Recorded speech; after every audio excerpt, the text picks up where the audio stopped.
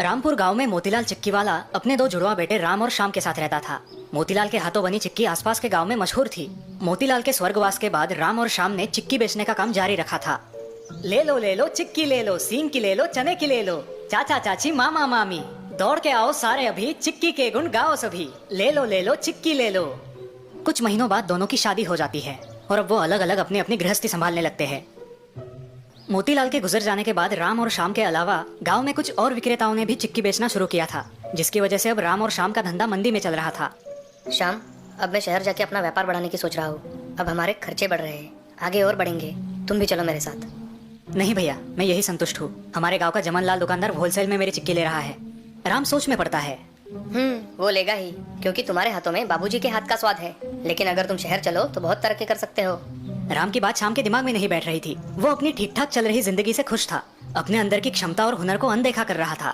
राम के बार बार समझाने के बाद भी श्याम पर उसका कोई असर नहीं हुआ।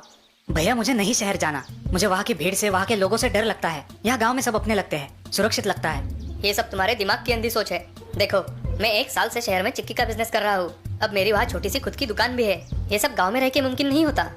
वो सब ठीक है राम भैया, लेकिन मैं यही ठीक हूँ। श्याम का जवाब सुन के राम निराश हो जाता है। क्या सोच रहे हो जी? मैं मेरे भाई का नुकसान होते हुए नहीं देख सकता, लेकिन मेरी बात वो समझ ही नहीं रहा। मेरे पास इसका हल है, सुनिए। राम की पत्नी जानकी राम को एक तरकीब बताती है। उसका सुझाव सुन के राम की आंखों में चमक आ जाती है। एक दिन अचानक जमनलाल व्यापारी श्याम के घर आता है। अरे सेठ जी आप? श्याम, अब मैं तुमसे चिक्की नहीं खरीद पाऊंगा। जमनलाल की बात सुन के श्याम चौंक जाता है। लेकिन क्यों सेठ जी? क्योंकि मुझे आधे भाव में चिक्कियाँ मिल रही है और स्वाद लगभग तुम्हारी चिक्की जैसा ही है। जमनलाल की बात सुन के श्याम और उसकी पत्नी को झटका लगता है। क्या मैं पूछ सकता हूँ कि आपको आधे भाव में चिक्कियाँ कौन दे रहा है? तुम्हारा भाई राम। जमनलाल के मुंह से राम का नाम सुनते ही श्याम दुखी हो जाता है। उसकी पत्नी कावेरी उसका धीरज बढ़ाती है। पता नहीं राम भैया ने ऐसा क्यों किया, उनका तो सब अच्छा चल रहा है। श्याम का दुख अब गुस्से में परिवर्तित होता है, लेकिन कावेरी उसे शांत करती है। आप शांत हो जाइए, गुस्सा होने से हमारी मुश्किल नहीं सुलझेगी। लेकिन अब सिर्फ गाँव गाँव भटक के चिक्की बेचना काफी नहीं होगा। हमारा परिवार भी बढ़ रहा है। हाँ, अब आपको थोड़ी हिम्मत जुटानी होगी और शहर जाकर चिक्की का व्यापार करने की कोशिश करनी होगी। दूसरे दिन श्याम शहर जाने की तैयारी करता है। वो अपने भाई राम पर काफी गुस्सा है। राम भैया ने हमारे साथ बहुत गलत किया है। मेरा बना बनाया धंधा चौपट कर दिया है। अब जिंदगी भर उनका मुंह नहीं देखूंगा मैं। हाँ, मैं भी अब जानकी दीदी से बात नहीं करूंगी। आप अपना ख्याल रखना।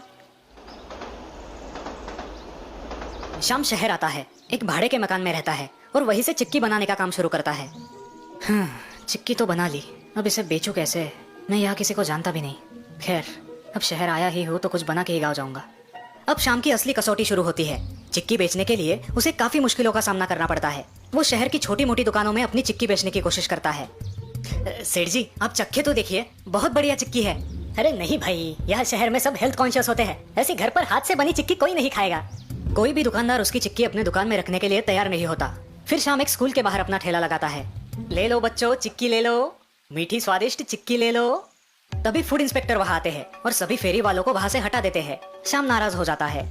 श्याम अपनी ही सोच में घर पर बैठा है। उसने बनाई ढेर सारी चिक्कियों पर उसकी नजर जाती है। नहीं, मैं हार नहीं मानूंगा। राम भैया को दिखा दूंगा, मैं भी उनसे कम नहीं हूँ।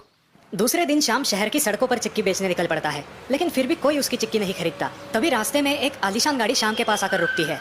गाड़ी में बैठा शख्स शाम से एक चिक्की खरीदता है। सुनो, एक पैकेट चिक्की देना। उस अमीर आदमी को शाम की चिक्की बेहद पसंद आती है। बहुत बढ़िया चिक्की है। क्या तुम मेरे स्कूल के बच्चों के लिए चिक्की बना सकते हो?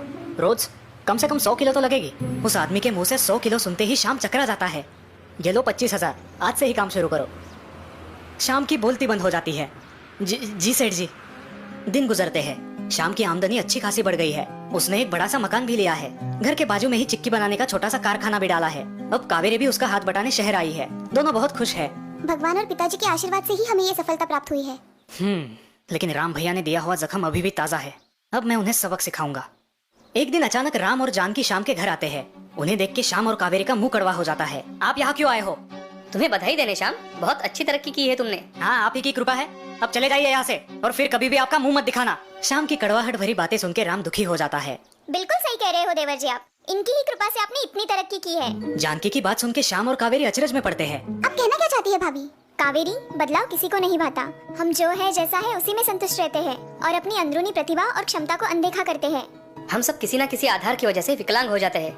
राम की बात सुन के श्याम और कावेरी उलझन में पड़ते हैं। और जब तक हमें उस आधार और सोच से अलग न किया जाए, तब तक हम आगे बढ़ने की ना ही सोचते हैं और ना ही हिम्मत जुटाते हैं। इसका मतलब आपने जानबूझ के जमनलाल को कम दाम में चिक्कियाँ बेची थी? बिल्कुल सही पहचाना, क्योंकि देवर जी को जमनलाल के आधार की आदत हो गई थी। उन्हें चिक्कियाँ बेच के वे संतुष्ट रहते थे। और जमनलाल उन चिक्कियों को शहर में तिगुने दाम में बेच के मुनाफा कमा रहा था। श्याम को अपनी गलती का एहसास होता है। भैया मुझे माफ कीजिए, मैंने आपको गलत समझा। कोई बात नहीं श्याम, मुझे खुशी है कि तुमने आज इतनी तरक्की की है। भैया, लेकिन ये जमनलाल को आधे दाम में चिक्की बेचने की कल्पना किसकी थी? ये भी कोई पूछने की बात है? तुम्हारे भाभी की। हाय भैया, मैंने तो कुछ भी नहीं किया।